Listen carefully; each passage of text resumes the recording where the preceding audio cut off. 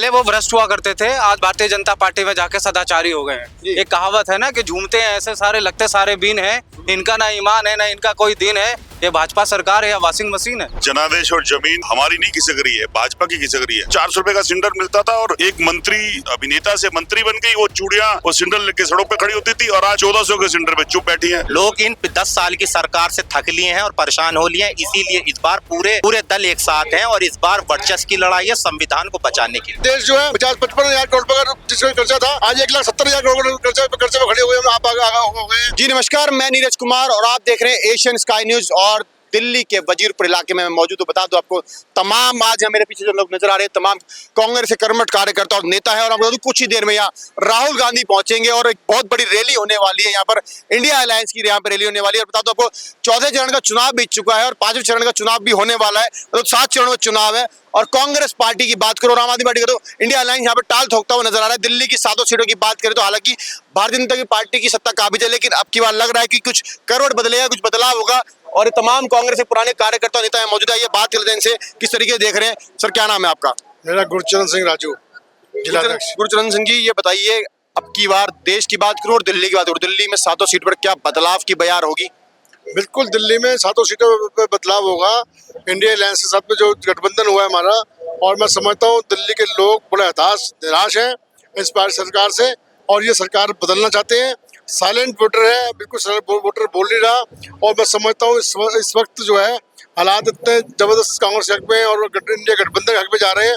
और मैं समझता हूँ कि हम लोग 7 सीटें दिल्ली के अंदर जीत रहे हैं और दिल्ली के अंदर सरकार बनाने जा रहे हैं राहुल जी के नेतृत्व के अंदर। ये हम कहना चाहते हैं। एक कड़वा सवाल आपसे करूंगा, लगातार जनादेश और जमीन खिसकती जा रही है कांग्रेस पार्टी की।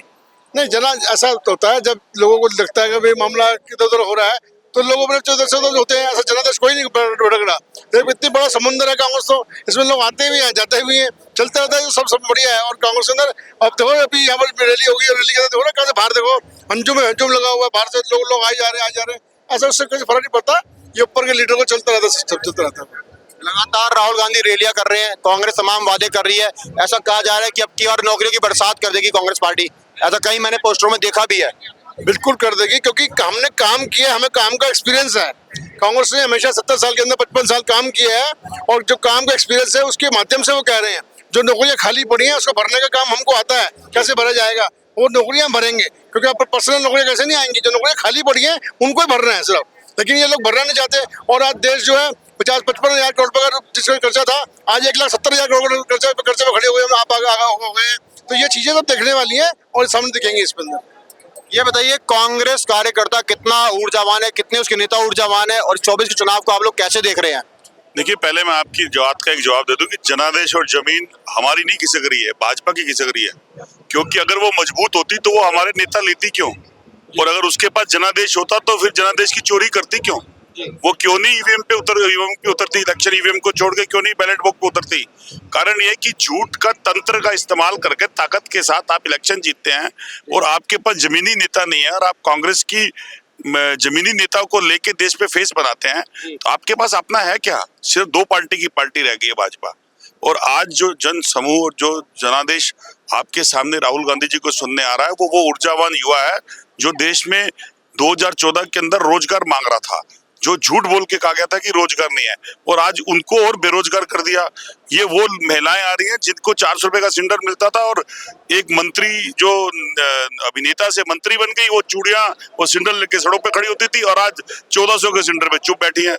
तो आज इस समन्वय की लड़ाई है। आज महिलाएं, बुजुर्ग, युवा और इंडस्ट्रीज जो स्मॉल स्केल बुनकर व्यापारी है वो आके खड़ा हुआ है। आज उसके लिए कांग्रेस का एक पहल है और ये इंडिया अलायंस का एक ऐसा स्वरूप है जो देश के अंदर बदलाव की लहर दे रहा है। और ये अंडरकरंट बहुत सरप्राइज चुनाव है। ये चलिए मैं आपसे सवाल करूंगा, संपूर्ण चीजें की बात हो रही है लेकिन अलायंस जो है संपूर्ण तरीके से नहीं है। अलग अलग राज्यों की बात करूं, नीतीश कुमार जी ने जिस तरीके से संयोजक बनने की भूमिका निभाई, सबको एक साथ लेके आए, लेकिन मौका ही छोड़ दिया, उन्होंने साथ ही छोड़ दिया।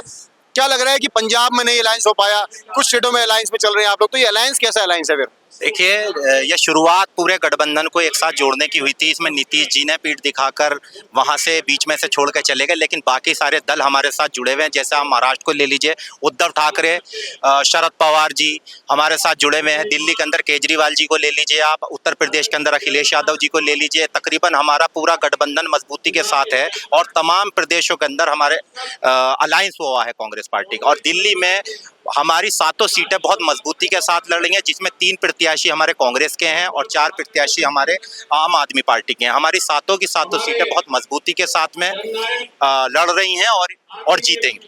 एक सवाल आ रहा है कि जैसे गठबंधन में आप लोग हैं, क्या आम आदमी पार्टी का जो सपोर्टर है, मैं कार्यकर्ता की बात नहीं रहूंगा, क्या वो कांग्रेस को वोट करेगा? और जो कांग्रेस पार्टी का सपोर्टर है, क्या वो आम आदमी पार्टी कैंडिडेट को वोट करेगा? देखिए, इस बार पार्टी की लड़ाई नहीं है, इस बार देश को बचाने की लड़ाई है, संविधान को बचाने की लड़ाई है। इस वक्त देखिए आप, हर नौजवान, किसान, मजदूर सब परेशान हैं और अब लोग चाहते हैं कि बदलाव की सरकार हो। लोग इन 10 साल की सरकार से थक लिए हैं और परेशान हो लिए हैं, इसीलिए इस बार पूरे दल एक साथ हैं और इस बार वर्चस्व की लड़ाई है, संविधान को बचाने की लड़ाई। मोदी जी कह रहे हैं कि विपक्ष के पास कोई मुद्दे नहीं है, वो पुराने मुद्दे आप लोग ले आते हैं, महंगाई, बेरोजगारी, शिक्षा का मुद्दा उठाते हैं आप लोग, ये कोई मुद्दा नहीं है अब।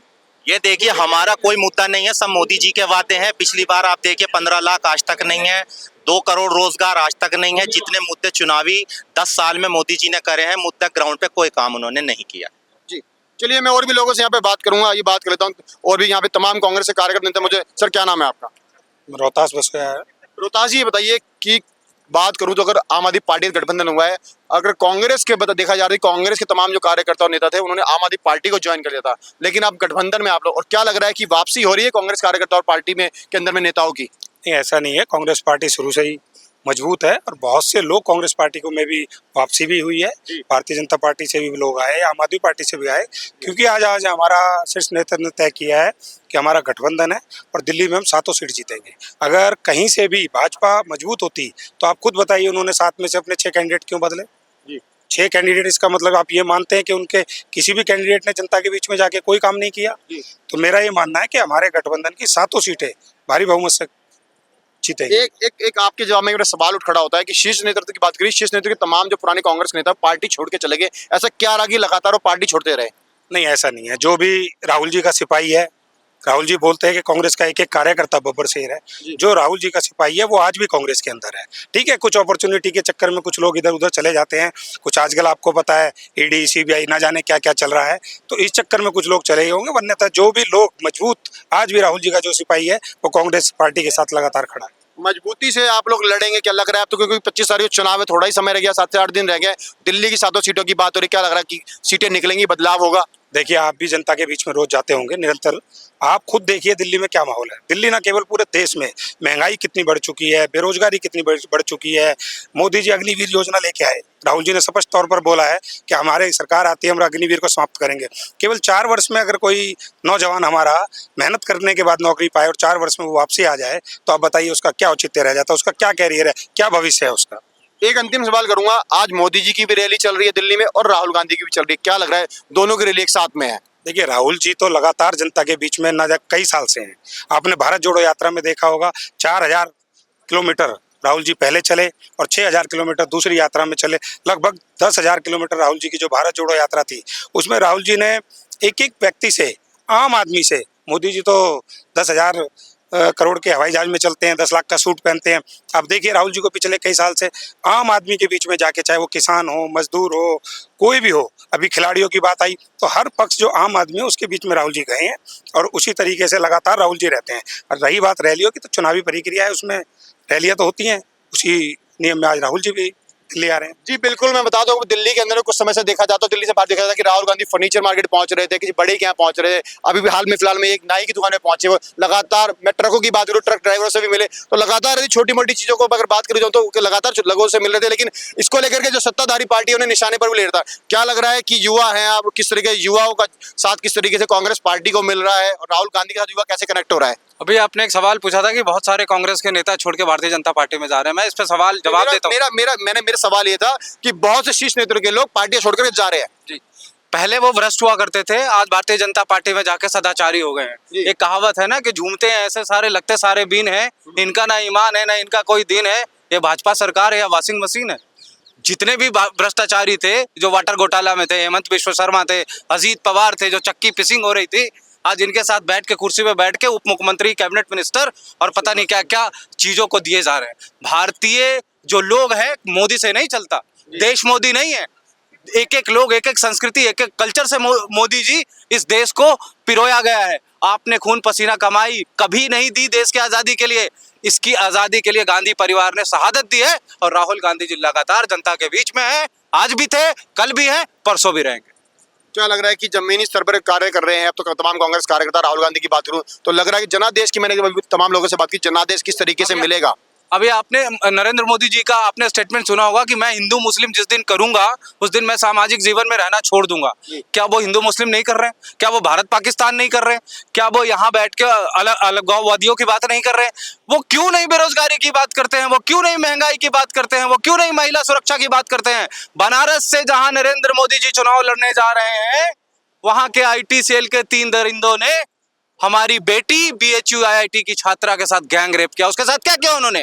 आज बहुत जुलूस निकाल रहे हैं, पद यात्रा निकाल रहे हैं, उसके लिए कौन सी स्मृति ईरानी जी कहाँ चुप थी? आज स्वाति मालीवाल जी के साथ अगर कुछ गलत हुआ या नहीं हुआ है ये जांच का विषय है। आज सारे लोग प्रदर्शन करने पर तोले हुए हैं। और जब ब्रजभूषण के खिलाफ हमारी देश की बेटियां जो मेडल जीत के आई थी, बैठी थी, वो कहाँ थे सारी महिलाएं? लेकिन उस पर आप पे सवाल उठ रहा है कि आप लोग उसके लिए खिलाफ आवाज नहीं उठा रहे। जो स्वाति मालीवाल के साथ हुआ है, कांग्रेस पार्टी कोई भी नेता इस पर बोल नहीं रहा है। इसमें जांच का सवाल नहीं है। ब्रजभूषण में जांच का सवाल था, यहाँ जांच का सवाल नहीं है।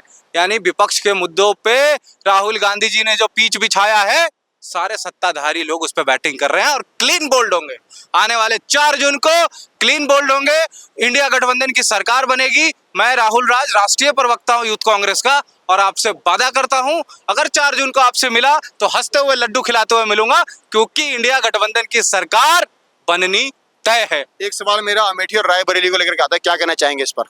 अमेठी और रायबरेली क्या देश की कोई भी ऐसी लोकसभा क्षेत्र हर भारतीय के दिल में बसता है, राहुल गांधी जी के दिल में बसता है। राहुल गांधी जी जिस सीट से भी चाहे, लोकतंत्र है। अटल बिहारी वाजपेयी जी हमारे बड़े सम्माननीय नेता है। सबसे पहला चुनाव बलरामपुर से लड़ा था उन्होंने, फिर मध्य प्रदेश चले गए, फिर लखनऊ चले गए, फिर नई दिल्ली आ गए, फिर लखनऊ चले गए। तो क्या वो भगोड़ा थे? नहीं। इस देश में आजादी है, यही तो खूबसूरती है, यही तो संविधान है, यही तो है हमारे बाबा साहब का बना हुआ संविधान, जिसके तहत राहुल गांधी के लगातार दो बार 2 सीटों से लगातार चुनाव लड़ने के लिए सवाल उठते आते हैं। विपक्ष कहता है कि कहीं ना, माफ कीजिएगा, सत्ताधारी पार्टी कहती है कहीं ना कहीं हार का डर उन्हें सताता है। राहुल गांधी जी दोनों सीटों से जबरदस्त वोट मार्जिन से जीत कर आएंगे। और इन सत्ताधारियों को बोल दो कि तुमने ऐसी जिस तूफान को बनाना है बना लो, आंधी लाऊंगा, नए अंग्रेज आए, नया गांधी लाऊंगा। चलिए, तमाम मैं कांग्रेस के कार्यकर्ता और नेताओं से बात कर रहा था, अभी और भी यहाँ पर तमाम लोग मौजूद हैं। ये बात करें तो उनसे, क्या नाम है जी आपका? मेरा नाम प्रताप चौधरी। चौधरी साहब, बताइए क्या लग रहा है आज तमाम आप कांग्रेस कार्यकर्ता पदाधिकारी यहाँ पहुंचे, किस तरीके का जोश है और किस तरीके जनता के जो कनेक्ट होंगे? कांग्रेस जनता के दिल में बसती है और पिछले 10 साल के अंदर जो हालात देश के बने हैं, लोग फिर से कांग्रेस की तरफ लौट रहे हैं। इंडिया अलायंस बनाया आप लोगों का, आम आदमी पार्टी, कहते हैं कि आप लोगों के कार्यकर्ता, आप लोगों के नेताओं से बनी हुई पार्टी निकल के आई है वो, और आज आप लोग अलायंस में, क्या इसका आपको फायदा मिलेगा दिल्ली के अंदर में? हाँ, दिल्ली के अंदर में जो गठबंधन हमारे हाईकमान ने किया है वो जमीन पर उतर चुका है। कांग्रेस का कार्यकर्ता, आम आदमी का पार्टी का कार्यकर्ता मिलकर चुनाव लड़ रहा है और हम सातों की सातों सीटें कांग्रेस और इंडिया गठबंधन जीत रहा है। लेकिन जिस तरीके से अभी राज्य की बात करूँ तो मध्य प्रदेश की बात करूँ मैं, उत्तर प्रदेश, माफ कीजिएगा, मध्य प्रदेश की बात करूँ मैं, राजस्थान की बात करूँ, छत्तीसगढ़ की बात करूँ, जिस तरीके चुनावी जो माहौल चल रहा था, लेकिन रिजल्ट जो सामने है उसको लेकर क्या कहेंगे? एक तरफ तो लग रहा था राजस्थान को लेकर के रिवाज बदलेगा, लेकिन रिवाज बदला नहीं। अब जो आज इंडिया गठबंधन का जो माम है, सब इसकी वजह से हमारे पूरे देश के अंदर हम तो 350 सीटों से ऊपर जीत कर आ रहे हैं। जो राहुल जी ने बोला है कि ये 200 से नीचे इनका एनडीए सिमट कह रहे जाएगा। हैं कि एक तरफ तो कह रहे हैं कि 400 पार जाएंगे, लेकिन आप कह रहे हैं कि वो 200 से भी नीचे आ जाएंगे। जी जी जी। तो लगता है आपको ऐसा मुमकिन लगता है, आपको हो पाएगा ऐसा? हाँ हाँ, बिल्कुल हो पाएगा। आप किसी भी प्रदेश की लिस्ट उठा के दे लो, किसी भी, आप तो सभी जगह घूमते हैं, आपको पता है कि हर देश के अंदर, हर प्रदेश के अंदर कांग्रेस जीत के आ रही है। इंडिया गठबंधन जीत के आ रही है। अयोध्या की बात करूँ तो अयोध्या में कवरेज करने गया था, लेकिन जब कांग्रेस पार्टी को न्योता मिला, राहुल गांधी जी को न्योता मिला, सोनिया ने, तो वो लोग गए नहीं। कहीं ना कहीं लगता नहीं कि इसका खामियाजा उन्हें भुगतना पड़ेगा? नहीं, हम कांग्रेस पार्टी इनकी बनाई हुई पिच पर थोड़ी खेलेगी। हमारा मन है, हमारी राम के अंदर आस्था है। हम जब चाहेंगे, जब अपनी मर्जी से जाएंगे, हम इनके कहने से नहीं जाएंगे। हमारी लेकिन अभी तक दर्शन के लिए गए नहीं। नहीं गई, इसका क्या मतलब है? चुनावी फायदा उस समय का जो मिलना चाहिए था, दर्शन के लिए जब जाना चाहिए था तो उसमें गए नहीं। नहीं, ये तो भाजपा का कहना है। हम राम हमारे मन में बसते हैं। शंकराचार्य को भी तो जाना चाहिए। जब कोई वो भगवान राम, मर्यादा पुरुषोत्तम राम, वो सभी के दिलों में है, आदर्श राम है, उनको मर्यादा राम कहा गया है। तो वो किसी व्यक्ति, किसी पार्टी के नेता नहीं है। तो जो भगवान का जो वहाँ पर जो कार्यक्रम हुआ था वो राजनीतिक कार्यक्रम था। तमाम शंकराचार्य नहीं गए, शंकराचार्यों ने विरोध किया। तो आप राजनीति जहाँ करने जा रहे हैं वहाँ पर कांग्रेस नहीं खड़ी है। और कांग्रेस का जो कार्यकर्ता है वो भगवान राम में आदर्श, राम में आस्था रखता है। वो राम किसी पार्टी के और किसी व्यक्ति के तो है नहीं। तो राहुल के भी राम है, वो जाएंगे। और ऐसा नहीं है, मगर राजनीति नहीं होनी चाहिए। आज जो पूरे देश में जो चुनाव हो रहा है, वो चुनाव जो है जनता लड़ रही है चुनाव। और 2 करोड़ रोजगार लोगों को देने की बात की, वो नहीं मिला। 15 लाख रुपया देने के लिए बात किया, नहीं मिला। तो आज पूरे देश के अंदर जनता चुनाव लड़ रही है, कोई पार्टी नहीं लड़ रही है। तो जो 400 पार, मैं आपसे एक सवाल कर रहा हूँ कि 40 किलो RDX जो है पुलवामा में चला जाता है। देश की सरकार उसको आज तक पता नहीं लगा पाई। मगर इनको कौन सी एजेंसी बता रहा है कि हम 400 पार पा रहे हैं? इनके पास कौन सी एजेंसी है? तो निश्चित तौर पर कि भारतीय जनता पार्टी का जो चरित्र और जो चेहरा है वो सामने लोगों की, जनता के सामने आ गया है। और देश के प्रधानमंत्री जिस तरीके से आज उनको तमाम सभाओं में मुसलमानों के खिलाफ बोल रहे थे, आज वो राहुल जी ने कहा कि ये आप मौका आएगा रोने लगेंगे। बनारस में वो रोने लगे। लेकिन ऐसा मगर आज मुस्लिम समाज भी तो अब बीजेपी का समर्थन करने लगा है। देखिए, मुसलमान समाज जो है वो इस देश के संविधान को बचाने के लिए, इस देश की सुरक्षा को, जो 2014 से पहले हिंदू, मुसलमान, सिख, ईसाई सब आपस में भाई भाई थे, सारे समाज के लोग एकजुट थे। और इस देश के अंदर जो भारत की आज़ादी के समय जो माहौल था, उस समय आज़ादी के समय कोई धर्म जाति नहीं थी, केवल हिंदुस्तानी थे। कैसे देश आज़ाद हो, कैसे हमारा देश अंग्रेजों से गुलामी से हटे। तो आज वो 2014 के बाद जो इस देश के अंदर हिंदू मुस्लिम की खाई जो इन्होंने दी है, तो इस देश का मुसलमान उस चीज को बहाल करने के लिए। आपको लगता नहीं है कि मुस्लिम समाज के नाम में तमाम जितनी राजनीतिक पार्टियां उसको लेकर के राजनीति करती हुई है, चाहे कांग्रेस पार्टी, चाहे बीजेपी हो, चाहे वो BSP पार्टी हो? देखिए, कांग्रेस पार्टी किसी जाति और धर्म की पार्टी नहीं है। कांग्रेस भी अगर सत्ता में आ सकती, मैं उत्तर प्रदेश से ताल्लुक रखता हूँ, प्रयागराज से ताल्लुक रखता हूँ। और मैं आपसे कह रहा हूँ कि इस देश के अंदर, जैसे आपको एक जानकारी बता रहा हूँ, अब ये प्रयागराज जो नाम है, संगम के एरिया को प्रयागराज कहा जाता था। तील स्थल प्रयागराज, वो आदि काल से प्रयागराज उसका नाम था, वो कभी चेंज नहीं हुआ।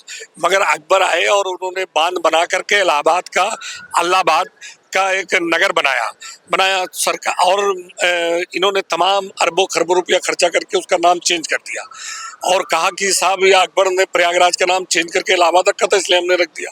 तो लोगों को गुमराह करने का काम ये सरकार ने किया है। निश्चित तौर पर 4 जून को और जो रिजल्ट आएगा वो चौंकाने वाला रिजल्ट आएगा। किसलिए कि इस देश का बहुसंख्यक, खासकर मैं हिंदू भाइयों को कहना चाहता हूँ कि इस देश का हिंदू कभी कट्टर नहीं रहा, कभी धर्म जाति की राजनीति नहीं किया। और अगर कट्टर होता तो 47 साल कांग्रेस की हुकूमत ना होती, बजरंग दल और शिवसेना और उसकी आपको तमाम भारतीय जनता पार्टी की सरकारें होती, जनसंघ की सरकारें होती, RSS की सरकारें होती। मगर आज 2014 के बाद लोगों को गुमराह करके जिस तरीके से सत्ता में आए हैं, उनकी पोल खुल चुकी है। और लेकिन ये भी तो हो सकता है ना, अगर राम मंदिर की प्राण प्रतिष्ठा में जाते तो मामला कुछ अलग ही होता। फिर क्या लग रहा है, मुस्लिम वोट बैंक के चक्कर में वो लोग नहीं गए? कांग्रेस ने, फिर मैंने आपसे कहा कि कांग्रेस कभी धर्म और जाति की राजनीति नहीं करती। और धर्म और राजनीति के साथ आज 35 साल से हम कांग्रेस सत्ता में नहीं है, उत्तर प्रदेश में सत्ता में नहीं है, तो हम भी धर्म और जाति की राजनीति करके सत्ता में आ सकते थे। मगर हम धर्म जाति की राजनीति नहीं करते।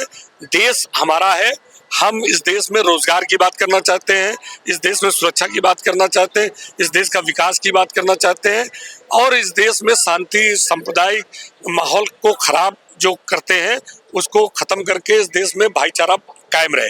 तो इस देश में कांग्रेस कभी इस तरीके की राजनीति करती है और ये 4 तारीख की रिजल्ट में आपको दिखाई देगा। चलिए, तमाम मैं आपको बता दूं कांग्रेस के कार्यकर्ता और नेताओं से मैंने यहाँ पर बात की। मैं बता रहा हूँ दिल्ली के वजीरपुर इलाके में यहाँ पर एक कांग्रेस की बहुत बड़ी विशाल जनसभा होनी है जिसमें राहुल गांधी खुद पहुंचेंगे और विशाल जनसभा को संबोधित करेंगे। इन तमाम कांग्रेस कार्यकर्ता और नेताओं से बात की, उन्होंने कहा था 4 तारीख के जो रिजल्ट आएंगे वो चौंकाने वाले होंगे और कहीं ना कहीं जो बदलाव की है वो बयार वो निकलेगी। और साथ ही धर्म की राजनीति की पर बात हुई तो उन्होंने कहा कि कांग्रेस ऐसी पार्टी है जो धर्म की राजनीति नहीं करती है। फिलहाल ये तो 4 तारीख के बाद ही पता लगेगा कि ऊंट किसके ऊपर बैठेगा और क्या परिणाम निकल करके आएंगे। आप देख रहे हैं एशियन स्काई न्यूज, मैं नीरज कुमार अपने कैमरामैन रिहान खान के साथ।